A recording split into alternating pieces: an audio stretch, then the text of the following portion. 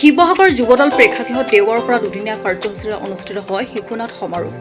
নাট সমাৰোহখনত এইবাৰ ৰাজ্যৰ ভিন্ন প্ৰান্তৰ ৪১টা নাট্যদলে অংশগ্ৰহণ কৰিছে। কেইবা শতাধিক শিশুৰ সমাৱেশেৰে মুখৰিত হৈ পৰিল চৌপাশ। লক্ষ্মীনাথ বেজবৰুৱাৰ কালজয়ী সৃষ্টি বুঢ়ী আইৰ সাধু সন্নিৱিষ্ট সাধুৰ আধাৰত ৰচিত নাটকৰ পৰা আৰম্ভ কৰি বৰ্তমানৰ নাট্যকাৰৰ ৰচিত ভিন্নধৰ্মী নাটকত অভিনয় কৰি দৰ্শকক মুগ্ধ কৰি তোলে শিশুসকলে। কণ কণ শিশু তথা ছাত্ৰ ছাত্ৰীসকলৰ প্ৰতিভা বিকাশ আৰু বিকাশৰ এখন বিশাল মঞ্চ দিছে বেনুশ্ৰী সোঁৱৰণী সদৌ অসম শিশু নাট সমাৰোহে। শিশু নাট্য আন্দোলন গঢ়ি তুলিছে এই নাট সমাৰোহে, এই মন্তব্য অভিভাৱকসকলৰ।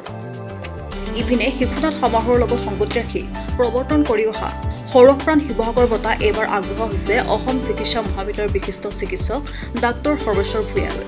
ইয়াৰ উপৰিও তাৰণী চেতিয়া সোঁৱৰণী অসম নাট্যজ্যোতি ২০২৪ বঁটা বিশিষ্ট নাট্যকৰ্মী দেৱব্ৰত মহন্তলৈ আৰু কিৰণ গগৈ সোঁৱৰণী অসম নাট্য অৰুণোদয় ২০২৪ বঁটা আগবঢ়োৱা হৈছে বিশিষ্ট নাট্য সংগঠক নৱজ্যোতি শইকীয়ালৈ।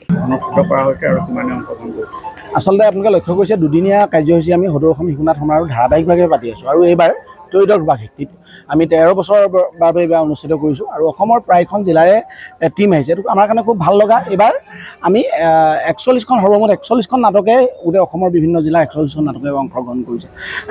এইটো এটা অভিলেখ বুলি ক'ব আমি লাগিব যে অসমত আজিলৈকে ৪১খন নাটক দুটা দিনত অনুষ্ঠিত অসমত হোৱা নাই। আৰু শিশুসকলক লৈ আমি যিহেতু অনুষ্ঠানটো কৰোঁ আৰু শিৱসাগৰ ৰাইজৰ যথেষ্ট উৎসাহ থাকে, হেঁপাহ থাকে। কালিৰ দিনটোত আমি ২০খন নাটক আমি অনুষ্ঠিত কৰিছোঁ। শিৱসাগৰ মানে এটা উৎসৱময় এটা শিৱসাগৰত আমি পৰিৱেশ লক্ষ্য কৰিছোঁ। কালি যথেষ্ট গৰমে আমাক প্ৰভাৱিত কৰিছিলে যদিও আমি অনুষ্ঠানটো কালি সুন্দৰকৈ অতিবাহিত হৈছে। আজি ব্যুৰ ৰিপৰ্ট এনি পলিটিকেল।